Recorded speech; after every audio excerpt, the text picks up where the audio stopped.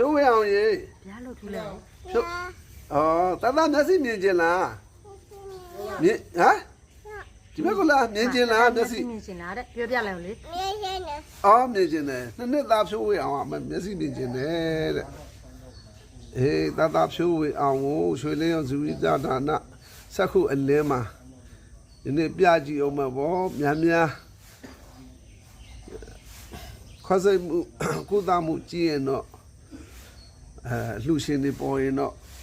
ဆက်ပြီးတော့ကုသပေးလို့ရတယ်တဲ့နော်ဆရာဝန်ချို့ဆရာဝန်တွေဆရာဝန်တူနဲ့အခုပြကြည့်တာတော့ရန်ကုန်ကိုလွတ်တယ်ရန်ကုန်ကလည်းမတတ်နိုင်ဘူးတဲ့တသားရေဖြိုးဝင်းအောင်ရေဖြိုးဝင်းအောင် ဘုရားလို့ထူလိုက်အောင်လေ ဒီဘက်ကလာပါဦး မောကျင်းမဲ့တဲ့ဘုရားလို့ထူလိုက် ဒီကိုလာပါဦးဒီဘက်ကလာဟဲ့ဒီကိုလာကြည့်အောင်ဘာဖောက်ကြည့်လာကြည့်ပါဦးလာတော့တယ်မှန်းလာတော့တယ်နော်အိုင်လာအတန်ဖမ်းပြီလားဟာလားအော်ဒါဒီဘက်ကလာပါအောင်ဖြိုးဝေးအောင်ကြီးဖြိုးဝေးအောင်ကြီး ဘုရားလို့ထူလိုက်လေဒါ ထူပါအောင်ယနေ့17ရက်17လ2025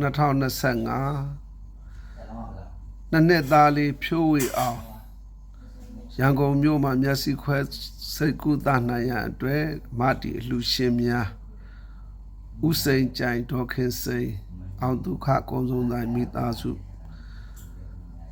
တသိန်းကျန်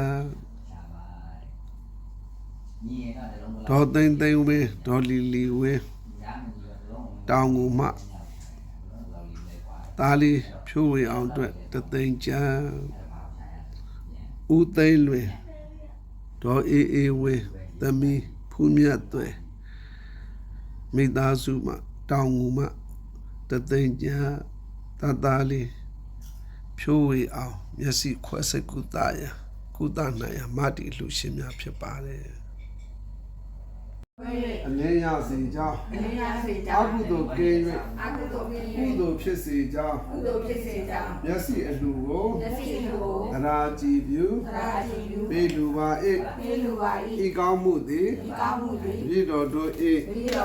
ကိုဆောင်နတ်ကအစာထား၍အိမ်ဆောင်နတ်ဆိုင်ဆောင်နတ်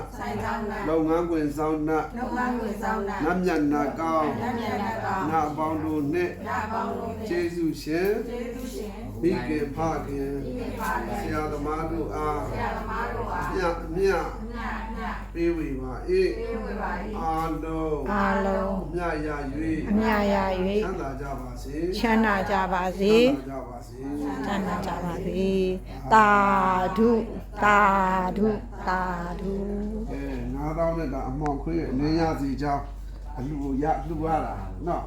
အဲ့ဒါတော့ထုံးမကောင်းလှူရတာလေလို့ဆိုပဲရမလို့ဆရာမလှူပေးတော့ဆရာမလောက်ကဆိုလို့အလှပဲ